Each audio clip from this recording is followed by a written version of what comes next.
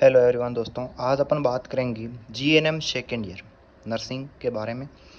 Important long and short question हम लेकर आए हैं। मेंटल हेल्थ नर्सिंग, जिसको साइकेट्रिक नर्सिंग भी कहा जाता है। तो आप हमारे चैनल पर पहली बार आए हो तो वीडियो को लाइक करें और चैनल को सब्सक्राइब करें, ताकि आपको हर वीडियोस का नोटिफिकेशन मिल सके और आप हमारा वीडियो देख सकें। तो ये जो क्वेश्चन है ये बहुत ही इंपॉर्टेंट क्वेश्चन है, जो हर नर्सिंग एग्जाम के अंदर पूछे जाते हैं। All state according to INC के अनुसार हमने ये जो इम्पोर्टेंट क्वेश्चन है वो बनाए गए हैं। और ये इम्पोर्टेंट क्वेश्चन में से यदि आप कोई क्वेश्चन समझ में नहीं आता है, यदि किसी क्वेश्चन का आंसर है वो डिटेल में जानना चाहते हैं, तो आप हमारे वीडियो के कमेंट बॉक्स में कमेंट कर सकते हैं, जिसके बारे में हम नया वीडियो उसके बारे में डिटेल से बनाएंगे। तो सबसे पहले हम बात करते हैं कि इसका जो फर्स्ट क्वेश्चन है वो बहुत ही इम्पोर्टेंट क्वेश्चन है, जिसका जो आपको क्वेश्चन पूछा जाएगा कि साइकेट्री का निर्माण कैसे हुआ, डेवलपमेंट ऑफ साइकेट्री। तो ये क्वेश्चन पूरा 6 नंबर का क्वेश्चन पूछा जाता है कि डेवलपमेंट ऑफ साइकेट्री या मेंटल हेल्थ नर्सिंग का विकास कैसे हुआ, जिसके बारे में आपको समझाना है। दूसरा क्वेश्चन है मिसकंसेप्शन अबाउट मेंटल इलनेस, मतलब एक मानसिक रूप से बीमार व्यक्ति की क्या विशेषताएं हैं, उसका क्या पहचान है, वो आपको इसमें लिखना है। तीसरा क्वेश्चन है मानसिक रूप से स्वस्थ व्यक्ति की क्या विशेषता है। इसमें क्या है, मानसिक रूप से स्वस्थ व्यक्ति की क्या विशेषता है वो आपको लिखना है। तो ये आपका क्वेश्चन 6 नंबर का बनता है।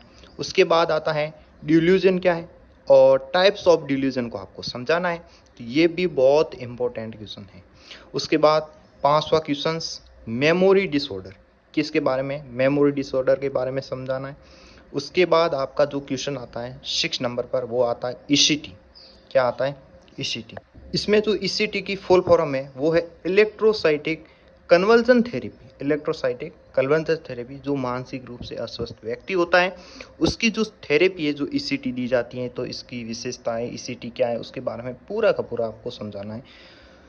उसके बाद जो 7वें नंबर क्वेश्चन आता है वो आता है साइको फार्माकोलॉजी, मतलब जो मेंटल हेल्थ नर्सिंग है, जो मेंटल व्यक्ति है अस्वस्थ, उसके बारे में कौन कौन सी दवाइयाँ उपयोग में ली जाती हैं, कौन कौन सी दवाइयों के नाम हैं और उनके क्या साइड इफेक्ट है, वो सब के सब आपको साइको फार्माकोलॉजी का एक क्वेश्चन बनता है और बहुत ही इंपॉर्टेंट क्वेश्चन है।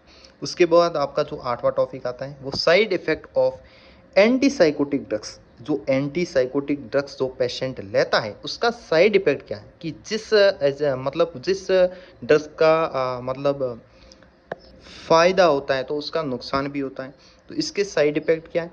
और क्वेश्चन आपका side effect of antipsychotic drugs आ सकता है, या आपका आ सकता है ईपीएस के बारे में समझिए। अब ईपीएस और ये बहुत सेम ही है दोनों चीज़।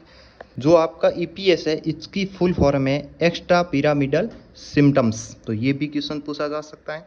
उसके बाद 9वां जो क्वेश्चन या जो टॉपिक है वो साइकोथेरेपी, मतलब जो साइको एक मेंटल बीमार जो व्यक्ति है उसको अपन क्या क्या थेरेपी दे सकते हैं साइको, तो वो साइकोथेरेपी समझानी है।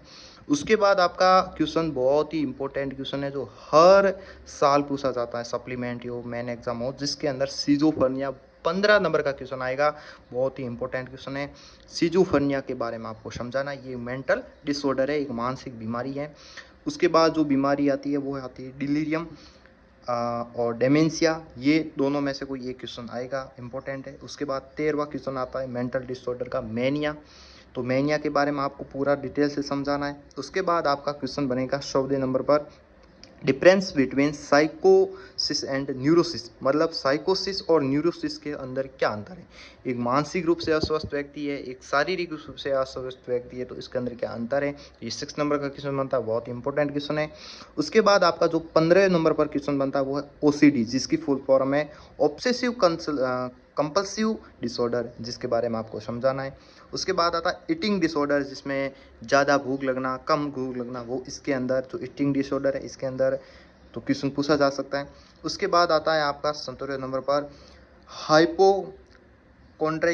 हाइपोकॉन्ड्राइसिस के बारे में भी क्वेश्चन हर नेक्स्ट एग्जाम के अंदर पूछा जाता है, ये भी बहुत इंपॉर्टेंट है।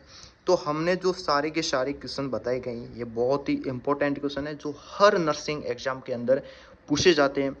और आप इन क्वेश्चन को पढ़ लेते हो तो आपको नर्सिंग के अंदर परसेंटेज बनाने से कोई माइका लाल है वो रोक नहीं सकता है। तो ये बहुत ही इंपॉर्टेंट क्वेश्चन है, हमने बहुत ही मेहनत करके ये क्वेश्चन बनाए गए हैं। आशा करते हैं कि आपको सभी के सभी क्वेश्चन समझ में आए होंगे। यदि आपको कोई क्वेश्चन समझ में नहीं आया है या किसी क्वेश्चन के आंसर है वो डिटेल से जानना है तो आप हमारे वीडियो के कमेंट बॉक्स में कमेंट कर सकते हैं ताकि हमको पता चल सके। धन्यवाद।